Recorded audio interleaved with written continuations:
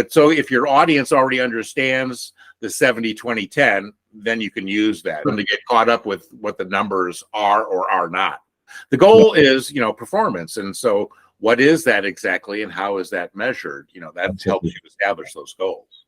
And my experience is mostly that employees don't consciously come to work to learn, but you learn a lot from work. Oh, certainly. I think the big question for us is, so what are the stakes? Is it high risk, high reward, or medium risk and medium reward, or low risk and low reward? Eventually, informal learning can work, but it's not very efficient. I may make a lot of errors. And if I'm going for a multi-million-dollar sale and I screw that up, I learn from that, but there's a huge cost to that. So I think that's one of the things that, your HR panel that you're putting together or needs to be conscious of in terms of we in learning and development should be addressing that 10 at the most critical aspects of people's performance, where life and live is at risk, or there's monetary risks and rewards. So risks and rewards are two sides of the same coin, I think. But I think that's what's got to guide us.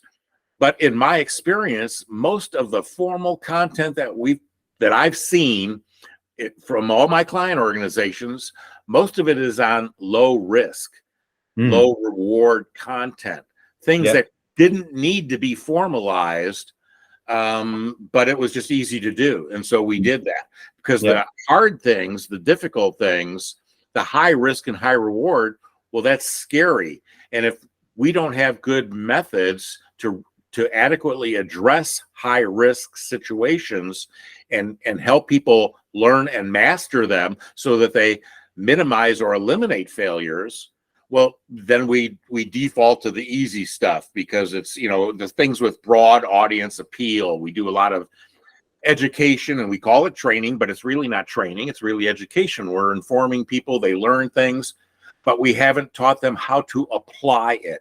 And when we're dealing with critical performance, that's where we really need to focus. That's where we really need to have the practice and feedback. That's where we need to provide guidance that's adequate to that situation. Exactly. And that's also my experience, that a lot of organizations, they invest in courses, in training, LinkedIn Learning, Udemy, Coursera, etc. And they provide loads of content, learning content. And mostly employees don't know where to start. That's first thing that I experience. And the second thing is that there are people in the company, they are super learners, they learn and they do all the courses they want, but it's not really related to the context. And there are some employees that they're not really interested in following courses, so they don't do.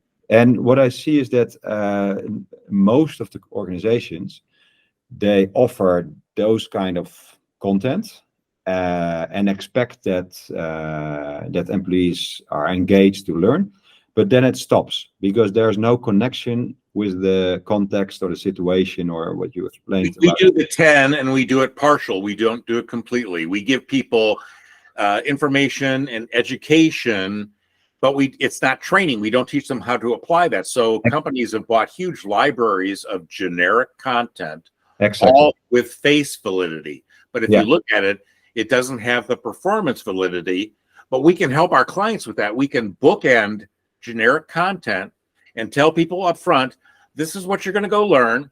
This is what's in it for you. This is what it's going to help you do on the job. But the content that you're going to take is just kind of generic or general. And you're going to take that. And then on the other end, on the bookend, on the back end, we can teach people how to apply that, because that's what's missing from these generic libraries, how to apply that in your work processes, your work streams, your workflows, whatever it's called, because that's what's missing. So we need to go that last mile and help people learn how to apply that and give them adequate corrective and reinforcing feedback. And we need to give them sufficient amounts of that. Now, when they get back to the job, if they do that every day, all day long, well, then we don't need to do spaced learning. But if they do it every quarter, twice a year at random, then we may need to give them spaced learning to keep that evergreen to keep that fresh in their minds so that they can do it on demand whenever that might be.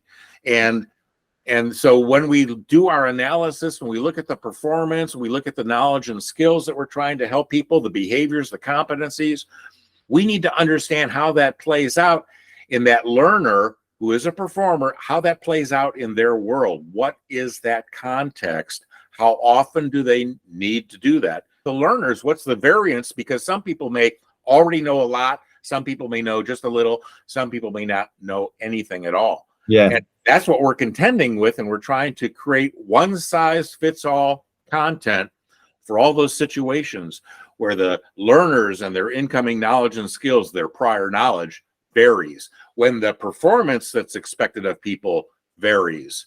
And, and too often that one size fits all content is inadequate. So we give them formal learning, then we force them into informal learning to figure out how to apply that. And that's where I can ask somebody else, a peer, and they can help me. That's social learning. Or I can ask, or I can just do trial and error and then eventually figure it out. Well, that's okay on low risk, low reward. High risk and high reward, that's totally inadequate. And it's also that it's also depending on the interest, the personal interest of the employee or the learner, because I help organizations to become a skills first organization, because I have the feeling that if people do what they are good at, and if people can express their or learn their skills or capabilities, where are their personal interest is, they do the things they like, and if they can develop the skills on the level that's needed, then you get the best combination. And then you can, let's say, for every context or every situation, you can have an approach from skills, a skills first approach. So it's not really about functions but it's more about what kind of skill you need to do the job. Yes, and I think one of the things is, if people are not interested in learning how to do their jobs, one, they may not be interested in your learning products, your content, because they've learned themselves that it doesn't help them perform. So it's just an exercise of futility to learn something, but then not be shown how to apply it for success in my job. But if I'm not interested in learning anything, then that's an issue that learning and development should shy away from, because they can't fix that. That's a recruiting and selection issue, and that system in the enterprise needs to be addressed and fixed. We need people to hire people who want to learn and master the jobs that we've given them.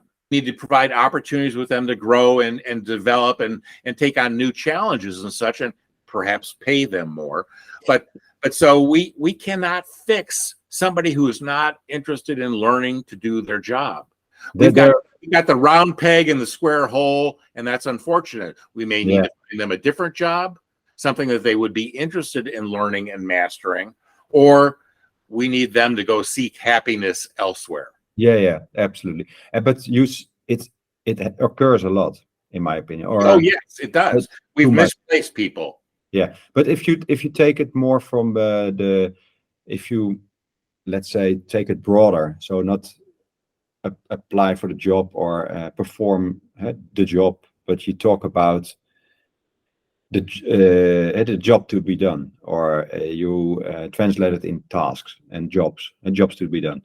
It's like especially in big corporations, you see cross-functional collaboration, and you see that the number of projects that are being started and running all the projects, you need to have more skills sometimes during the projects to fulfill, to do all the tasks and the jobs, and to let's say, I mean, that's why we collaborate. We bring in engineers, we bring in marketing people, because they each have something to contribute, and we need all of that. And we may need project managers to manage all of those interfaces to create whatever it is we're going to create. So, we don't have super performers that can do everything, or if we do have some, we don't have enough. And so we have to help people learn and master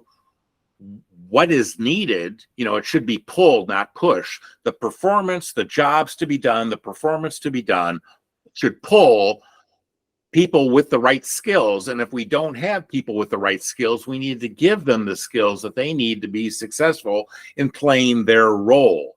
It's like in any sport. Generally, there's different roles to be played. Well, you need to master your role. If you're the quarterback in football, American football, sorry. I'm the forward. So yeah, and then if you're the receiver, you need to catch the ball, but not throw it. And so we need people to have the right skills, and that should be derived from what's the process performance or workflow performance that's required. That's where we should start. We shouldn't start with we should start with the end in mind. What are people supposed to be doing and producing, and not what do they need to know? Because what they need to know shouldn't be brainstormed. It should be systematically derived by looking at what's the task performance and outputs to be produced. Exactly. And how do we help people get the knowledge and skills that they need so that they can play their role? I always start with the end in mind. Yeah. And if you visualize that, or you describe it, or you don't have to make it too big, but if you talk about with your project team at the beginning with the end in mind, you get common sense. My experience is that a lot of organizations who I talk to, and they offer a lot of content, but it's generic content. The employees, they miss the connection from the content and the context of work. So what I did is that I developed this circle, and it's like 7 steps to remind people, employees, to learn more in the flow of work. So if you're curious about things that happens in during work, or in projects, or things tasks you fulfill, and you set goals, and you really would like to learn some new skills in context of work, and also, let's say, some kind of job role or a function, and you would like to develop something else, and it's not described in your role. You can be conscious about opportunities in work. So if you say you work in finance and you do administration, but you really would like to join a project team, and there is some kind of projects in the finance department, you can apply for it. But you need to be conscious about opportunities. And then, of course, if you start learning and developing the skill that you would like to learn, ask for it, also for the feedback loop, and then actively engage with others. Step number 6 is like, if you're in the process of developing a skill, it's important that you sometimes have a self-assessment, or again, ask feedback, but you have to assess, where are you? Because if you start learning, you need to have a baseline. What's your progress? You have to track somewhere. Right. I mean, that's why the goal is so important, because you've got to see where are you relative to that goal. Yeah. And you need to reshape the goal, calibrate the goal, because maybe as you learn something, you see it differently. Yeah, exactly. And it's like number 7 is like continuous apply, and until the goal is reached, or you raise the bar, in my opinion. Yeah, no, I think that's good. I mean, I want to get myself to the point to where I've mastered something, and I can almost do it non-consciously. I don't really have to think about it as much, because one of the things our minds do is automate some of our knowledge to free up our working memory so that we can learn new things. And so, but I think that, so your 7 habits are a good framework to have people think about this. But your audience, HR folks, they may need to look at this and say, how do we enable people to embrace this model? What do we need to put in place to help people? It's not just the individual fighting the system to try to improve themselves. It's really about what that person who is interested in following something like this, and then what else can we put in place to enable this, to help them, to make it easy, rather than inadvertent barriers that are in everybody's way. How do we remove those barriers? How do we build systems, put them in place to help enable people to progress in their learning, which should mean better performance, which is the reason businesses should want to take this on, is Yeah. to improve performance of people, their processes, their organizations, and their role in the value chain. Yeah. Yeah, and my method is that really should organize it decentralized, employee-centric within the teams, explain what's in it for them, what's in it for the employee. But you should facilitate the teams and the manager and the employees. And it's like more a method. And I've got also the skills dialogue. You talk about the skill and you talk about the goals and what do you need to achieve the goal. And then, of course, it's like with the setting the goals, you can develop skills journeys. It should be personalized, in my opinion. And then this is more the skills rhythm is like the rhythm of the organization. If you're, let's say, an agile, you work with sprints, not only talk about the great results, also talk about the learnings. What did you learn in the last sprint? What do you want to learn in the next sprint? So it's like the rhythm of the organization. Yeah, team meetings or one-on-ones or check-ins or sprints. And they got a rhythm to discuss their performance. But in my opinion, you should also talk about the skills development of the most critical skills that people need to develop. Yeah. And this is like a system. We help organization with the method and the philosophy to organize, define, develop, and organize and visualize the skills. Employees, they can map their own skills and they can visualize it and they can make it tangible and employee-centric. If employees are using some kind of tool or some kind of method, and if they're enthusiastic about it, in the end, HR will benefit of it because they get all the data, whatever tool there is. If they don't use it, HR doesn't have any benefit of it. And the organization doesn't have any benefit of it.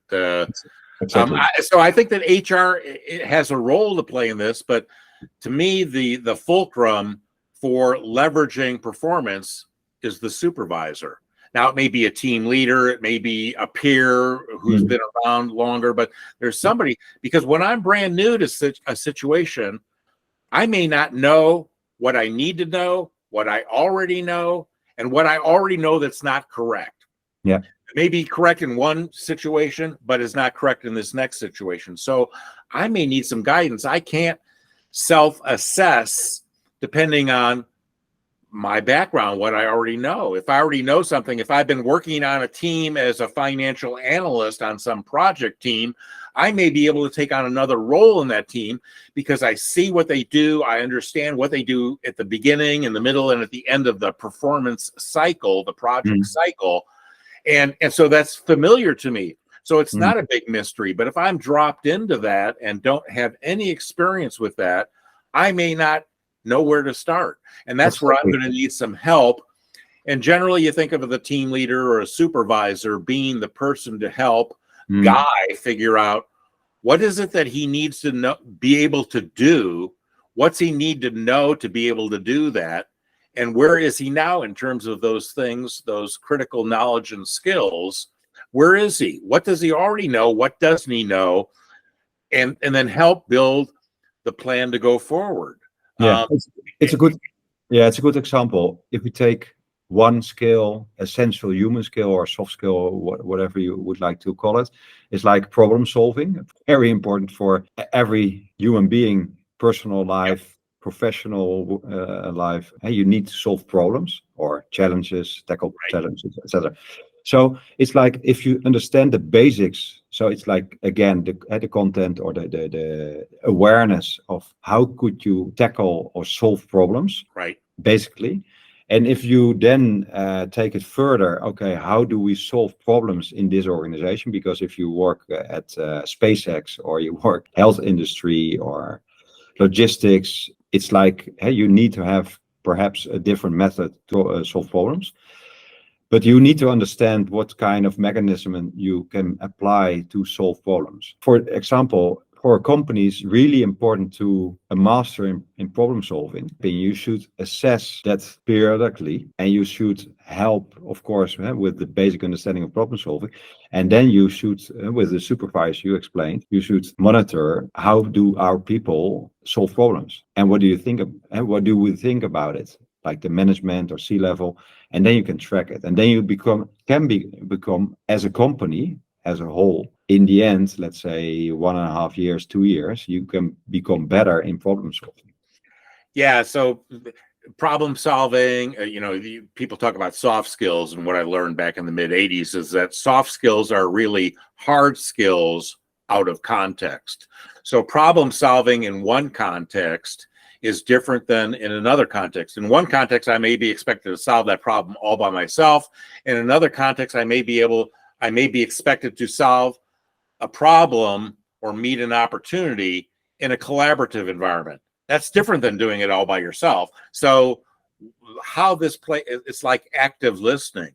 Everybody needs to know how to be an active listener, but if you're selling, that's one type of active listening. If you're listening to customer complaints, that's a different type of active listening. So we need to understand these things in context. So problem solving has a core of generic awareness, knowledge, and skills, just like active listening does. But then how it applies in different performance contexts is the secret. And that's what's really important. Guy can score really well on a knowledge test for one of those things, but do poorly in applying it. It's the same with it's the application where supervisors and our peers on the team can help Guy understand where he's got some strengths and where he has some weaknesses that he needs to work on. Yeah. And that's part of that open, nature of a team helping each other for the benefit of the team, for the benefit of the work process that they're trying to achieve. Exactly. Yeah. And what's your opinion about monitoring or tracking personal development or growth or skills development of employees in an organization? Let's say at least 100 employees. It's like that a lot of organizations, they have a strategy. Usually they have. Then again, employees, most of the time, it's difficult to understand the strategy of the organization and also make the connection or the step to translate it to the job to be done. And then you need to have skills to accomplish or to reach goals or to fulfill your strategy. Yeah, no, I think the measurement and tracking against the plan. So the plan. If Guy was supposed to have mastered something, but he's only halfway there, we need to know that, because we need to know that we can't put Guy in a situation all by himself because he's not mastered that yet. He's on his way. Where is he? 25% of the way there, 50%, 75, 90%. So it's important to track simply so we can make decisions based on the data that says, okay, Guy is supposed to master 5 things and he's only mastered 2. Here's the other 3. What should he work on first, second, and third? Or should he work on them all simultaneously? So those are decisions, business decisions, development decisions that need to be made. And if we're not tracking anything, then we don't know. Then it's all kind of arbitrary. Then the supervisor might say, Guy, go work on such and such. But that may not be the right thing. That may not be the most important thing to the team effort or to my performance next. Maybe I need to know that a year from now, but I don't need it today. So we need to be tracking against our progress, our people's progress in mastering things that are important to the work that they do. Yeah. What's your experience about it with the average company? Do they track the skill development, or do they track, let's say, the learning analytics, learning rate, and we measure learning activities as if they're meaningful, and they're not. We need to measure Guy's performance back on the job. What's he doing out there? Yeah, he may have completed a bunch of learning. He may have been very engaged, found it engaging, had a lot of fun. But if it doesn't translate out to the job, then those are meaningless data. they're not totally meaningless, but in terms of ultimately, we want to see that guy's able to apply what he's learning. Yeah. And if he found it no fun and not engaging, but he did complete it and he's able to perform it, well, that's what we wanted. Not everything is about fun and engaging activities. Sometimes learning is drudgery. Learning is work. And so we need to begin with the end in mind, measure the end and not in the middle, because learning is a means to the ends of performance. And so the performance is what's important. And whether guy liked his learning or not, if he can perform when he couldn't before, we've made progress, because that's the goal, learning how to perform back out on the job. And most organizations don't track things. The business that we support may track things, but we've not, too often our learning content doesn't line up exactly with the performance of our learners. And so there's a disconnect there, and we try to figure out whether this is meaningful and of value and all that stuff, rather than seeing, did we help guy learn how to perform better, faster, and cheaper? I have experience like in project management, a couple of skills that are really important for project management. There are a lot of skills, of course, important. But if we talk about stakeholder management, was very important, but also storytelling. If you focus on that, and if you're, let's say, a manager or a director of product management department, it could be one of your goals. Storytelling in a product management context is different than storytelling elsewhere, because and so that varies. I've spent a lot of time developing stuff for product managers for AT&T back in the 80s, and how to manage your stakeholders and understand who your stakeholders are and what they want from you, what they require from you, and how well you're doing against that, so that you can develop your own plans on what you need to do differently going forward. Those are key and critical skills. So stakeholder management or stakeholder alignment is a critical thing to accomplish. And storytelling can be part of that in terms of how we tell a story to communicate whatever it is we're intending to communicate. So we can tell stories, but do it poorly. And people can say, I don't get the point of your story here. So crafting stories and delivering stories is a key set of skills. It's not just one skill, right? And so what's that context? But if you go talk to the suppliers and you want to tell them a story, that may be different than when you're telling the potential customers or the actual customers, or when you talk to management, that story gets changed a little bit to meet the needs of the audience and to take the audience where you need them to get to. So maybe it's a bit Socratic. So looking at the context is really, really, really critical as to where do we do stories? Yeah, exactly. And of course, then again, active listening is very important as well for storytelling, for stakeholder management, for example. Yeah, there's a boatload of awareness, knowledge, and skills that people need to have. Yeah. And but understanding them in context makes them hard skills. Yeah. Soft skills are really hard skills out of context, where we teach active listening, but we don't talk about how you apply it differently than Guy applies it.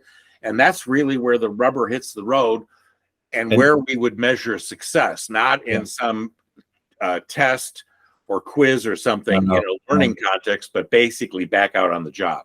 If you could then facilitate those situations and in the context, and you can facilitate, let's say, a team or a manager with employees in the right context, and you then practice with the team to become better and set goals and perhaps role play in different kind of situation with the customer, with the stakeholders, whatever.